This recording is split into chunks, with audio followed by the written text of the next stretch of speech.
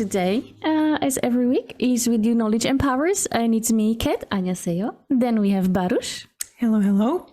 And we have Collage. Good morning, good morning, good morning. Dobré ráno všetci. Good. Still not being tired of it, right? Let's see what will happen in few months. Nothing. Once the baby starts crying and won't sleep, Collage will have these huge things under his eyes and will be super tired. And we'll still fake it. Fake it until you make it for another 20 years. So guys, last week we talked about the 30, 60, 90 days plan, and we covered the 30. And this week it's time to cover the 60. Now, before I start speak, Collage, how much do you remember of your 60 days? Not much, because it was like so far away. A long time ago. Yeah, like 11, 12 years, I think. Mm-hmm. What I remember is that I stopped cooking myself, I didn't have to spare money, and I started to go with the team to restaurants around. So because I've got the money, I didn't have to be hungry anymore. I cook for myself at evening, and have it for the lunch for the next day. But also in Slovakia, we had and have this sort of like a lunch card where employers are putting money. So that's like additional benefit or whatever we can call it, and you could use that for lunches.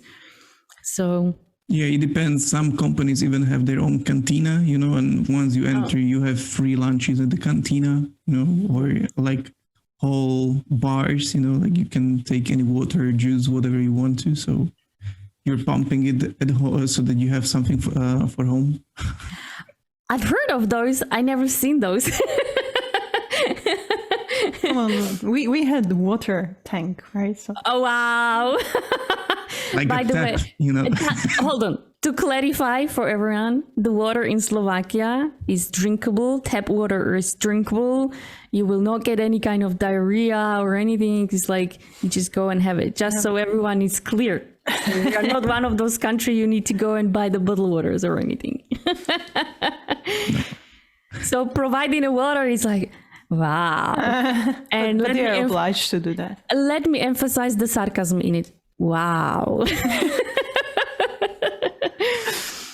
So Collage remembers he stopped being hungry and he could join the team members and go to a restaurant. Baruch is not there yet. No. Within her new position. But what do you remember from your previous position?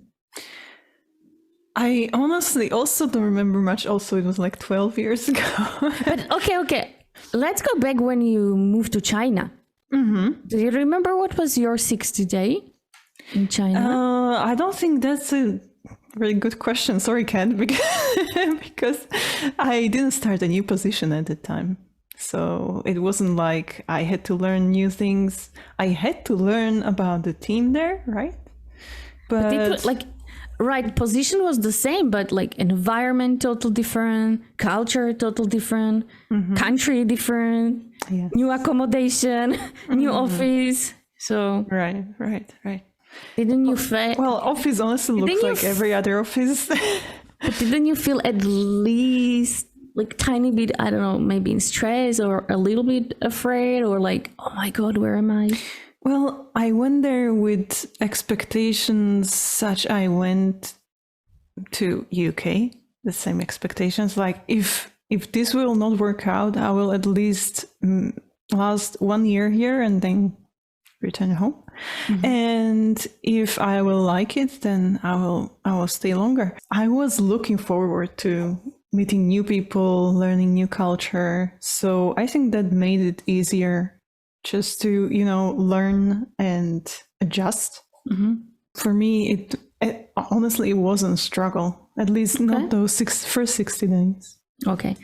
So then let me cover what should happen in the 60 days, right? So the quick recap, the first 30 days is you meeting mostly your team member, getting to know each other, you have a body assigned, so you learn how to perform your job. So the 60 days is more of really to analyze the processes, to start really understanding the processes that are applied within your team or the job you're performing. You should already start analyzing some of your key initiatives versus the goals. So you should already have some set of goals that either your manager assigned you or maybe you start assigning yourself, right? You should start enlarging the network. So besides of your current team members, who are your other stakeholders or clients, internal clients, you can call that whatever you want, colleagues, that you should further collaborate with and to start getting to know them. And also, it's time, as people are now teaching you, that you can, if possible, if not, it's okay, but maybe identify opportunities for improvement. That if someone is showing you the process, that's the time you can start questioning, why are we doing, or how, or what is the purpose of doing it, so you can get further depth into the work, and maybe you will find something that you can improve it, right? And then you can share it. Maybe you will find a mistake, even that can happen, or something will not make sense to you, and you can question it and ask and improve it. And Kolaj wants to say something. No, I'm thinking about it, what you're saying, because like analyze in depth, the company is there for tens of years. Whatever department can be there also for tens of years. And you are supposed to analyze the process which is working for, I don't know how many years, in a month.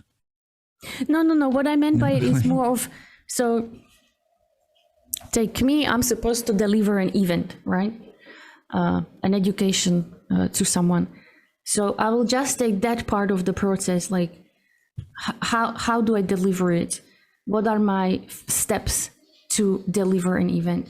And before I would even do it, I would reach out to my colleagues to learn their best practices. That's what I mean, to learn the depth of that particular part, so you can become better in performance, right?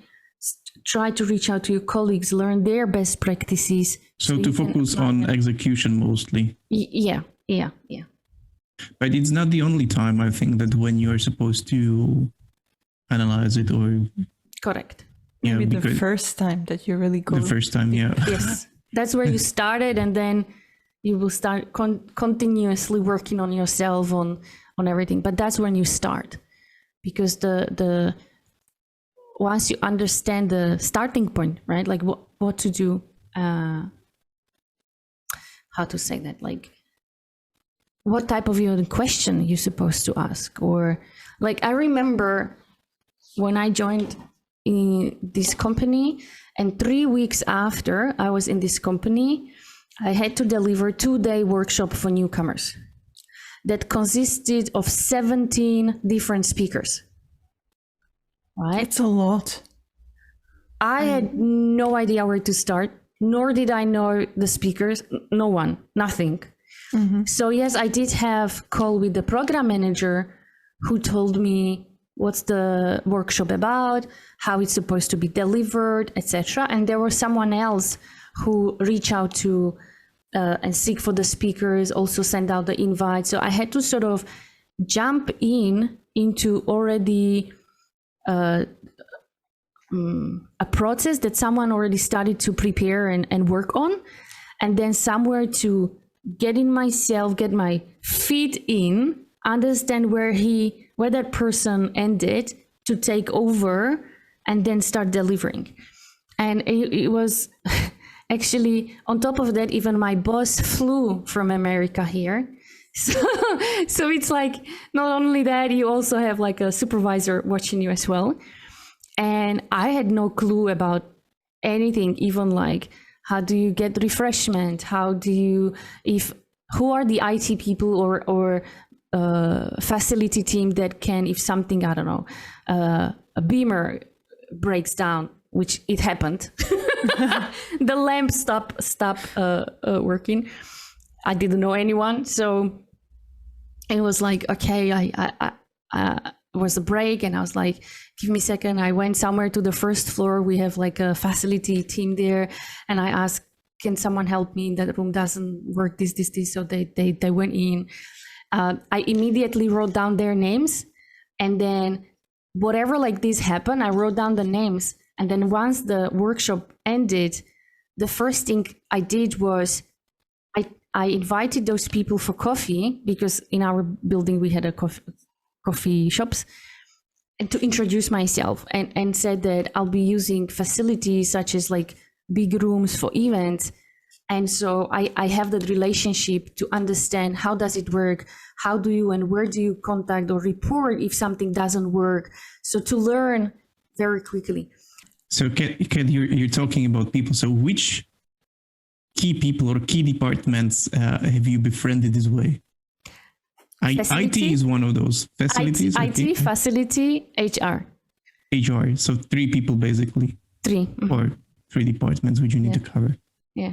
Because the facility I worked, not now, but because we are in COVID, but pre-COVID, I constantly work with them because I needed that room, this room. So also, for example, what I did was I asked the manager of facility if she could provide me a person from her team, as I didn't know the building at all, and who could take me through of all our big rooms, right? The conference rooms. So I would know also the size of the room, how the room looks like, what the room holds inside. So whenever I would be preparing events in the future, I knew which room to book for future. But also we had one huge one where over 120 people could get in, and that room had everything in it, like not only Beamer, but like really everything, flip charts, the most modern things you can imagine it had inside. And it was very hard to book that room, right? Because everyone wanted it. So you could book it 6 months in advance. And so as soon as I planned my events, I went to the facility team personally, and I asked, these are the dates when I need it, because I will have over 80 people on a workshop. And so pre-booked, right? So no one would steal it, let's say. But also having that person who took me literally across all of our big conference rooms, and I've learned how to book those rooms, as well as what this room holds inside, really helped me whenever I was planning any event, or our external lecturer is supposed to arrive here, and I knew his expectations, what he will need when delivering a class. I knew exactly which best room would be fitted for that specific education deliverables. So that's something my boss was very happy, because no one did it before. So this way I knew exactly which rooms we have and the capabilities. Another excellent learning from that big event, once I was 3 weeks in the company, level of the speakers. So our very first speaker, unfortunately, people fall asleep. I was like, oh my God. So I needed to make myself a note, do not invite this person as a speaker anymore. So, and that's because you just don't know the people, right? You trust to the person who was booking those speakers. And I knew, okay, if I want speakers for this event, I will need to start building relationship with leaders, and to understand and use any opportunity where I could see them speak or perform or have a meeting, and how they run the meeting, to see whether they would be excellent fit for giving the speech on the training, right? How would you identify you are successful after those 60 days? I remember that I had regular calls with my manager, and I constantly asked her, is this what I'm supposed to be doing? Mm-hmm. Am I doing it right? Is there different expectation from you that I should do? So constantly asking the feedback, mm-hmm, to know whether I am on the right track or whether I should do something else. And whatever feedback she gave me, plus the program managers, right? Because they have expectations how you deliver the program. So also feedback from them.